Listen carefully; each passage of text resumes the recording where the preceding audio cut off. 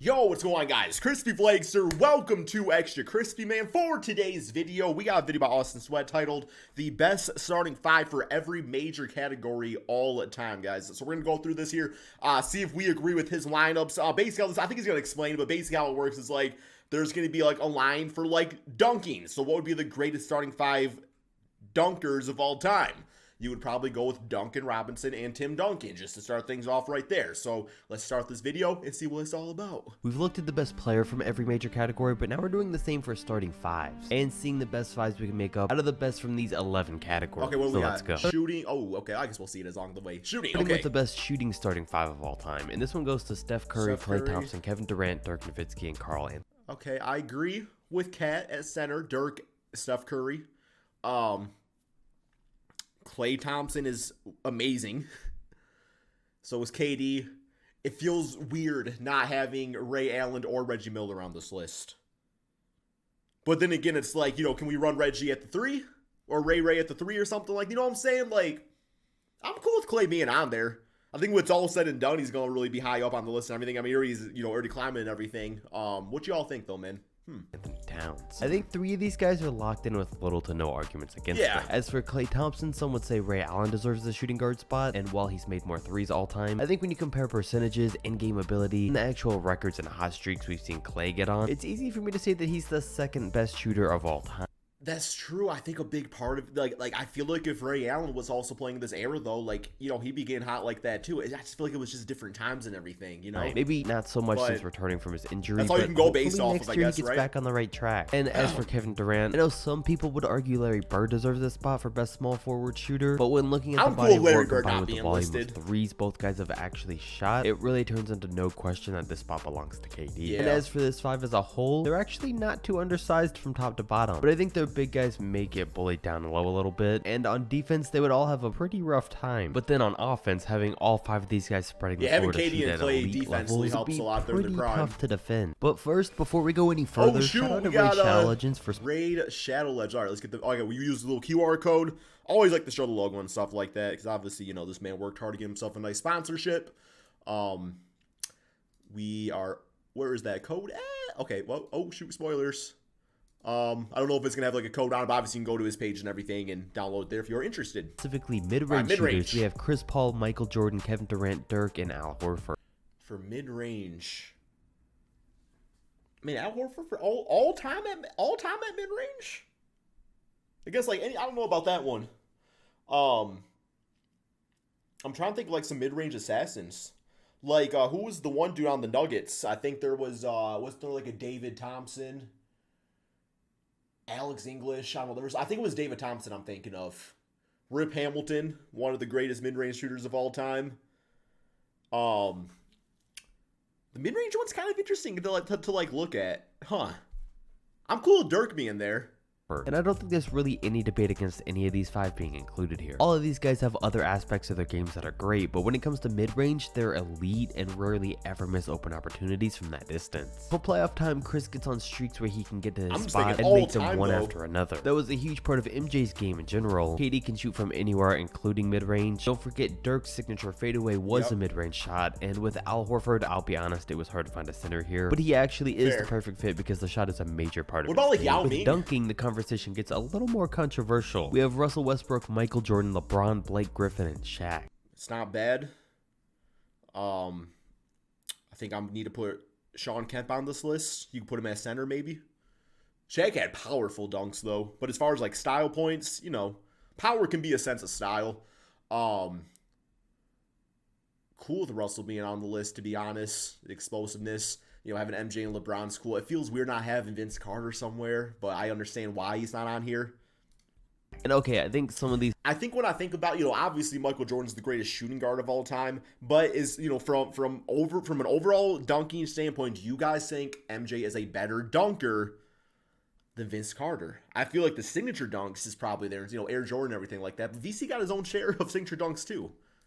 These need a little explanation. Westbrook, I think we can all agree on that for point guard. Maybe Ja Morant would take the spot, but until we see more from him in game or he actually enters a dunk contest, I'm not giving it to him. Zach LaVine had some of the best dunk contest dunks, but if you take into account in-game and contest dunks, MJ easily takes it. LeBron is a no contest. I think overall Zion may be a better dunker than Blake Griffin, and Aaron Gordon has had the best dunk contest dunks of all time, but in terms of entire body of work, I gave the slight edge to Blake. And then Shaq was just a monster, so I threw him in at center. And now as a whole, even though we're looking at a very specific category within the game, it still gives us a starting five that would be an all-time great. I'll probably go Dwight Howard at center, and LeBron, to be honest. Same starting lineup, I really don't have to go Dwight any Howard further at in depth center with this one. But I will say that this team would be pretty terrible from the perimeter, but again, it would probably work just fine. Now, if we made a lineup based on who the best in NBA history was in terms of post moves, it'd probably look something like this, with Luka Doncic, Jordan.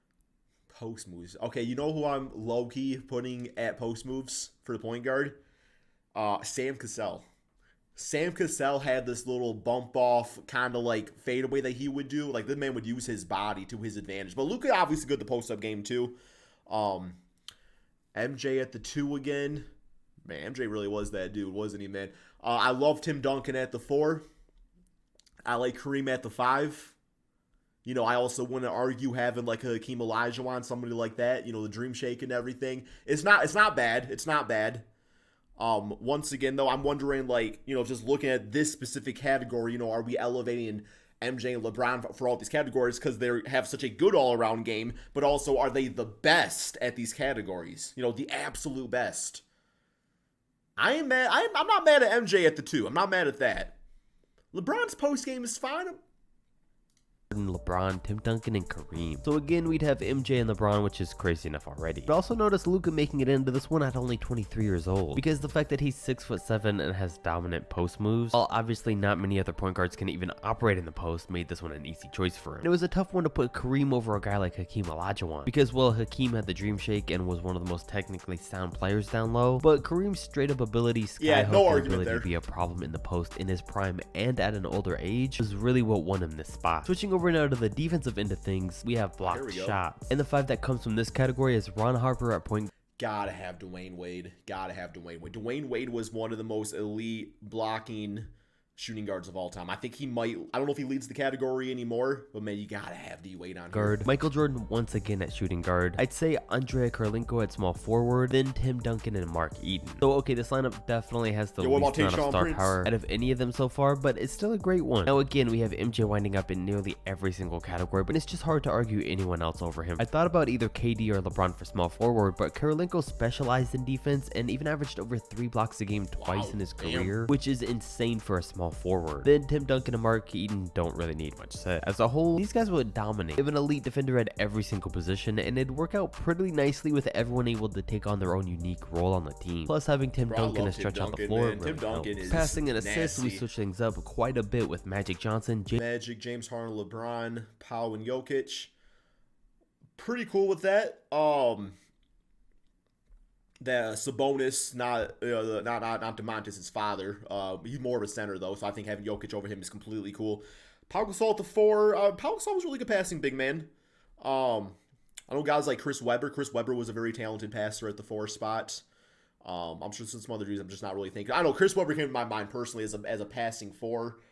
You might even say Draymond Green, right? You might even say Draymond Green. James Harden, LeBron, Pau Gasol, and Nikola Jokic. And really the only one here that even needs justifying is James Harden. Just because I saw a lot of people saying maybe Manu Ginobili should have this one, or how elite he was as a passer, and the fact that he would often run the Spurs offense for a lot of their games, and always find and set up open teammates. Well, that's true, and he might be slightly more gifted at passing the ball, but Harden did so on such a bigger scale as a full-time starter and league MVP. He didn't come off the bench and run the offense when asked. He did so every single game for the entire game in Houston, and that's what helped him lead the league in assists. Plus, he demanded so much attention, he'd often get off passes out of double teams and throw perfect alley-oops, so he gets this one. As a whole, this is probably the least athletic front court we'll see in a video like this, but that doesn't at all affect the skill level. And as passive as the two of them are, along with Magic Johnson, there would be a lot of unselfishness. But with having guys like LeBron and Harden on the team, they would be ready to take over whenever needed. When looking at the most durable starting 5 in NBA history, it takes us down a little bit different of a path. All right. Well, you know, okay, John Stockton, yeah. There's one guy that comes to my mind. He was literally like an Iron Man in the NBA. You all remember Andre Miller? Played a lot of seasons, I believe, with the Philadelphia 76ers, and I think it was on the Denver Nuggets for. He actually was on a lot of teams.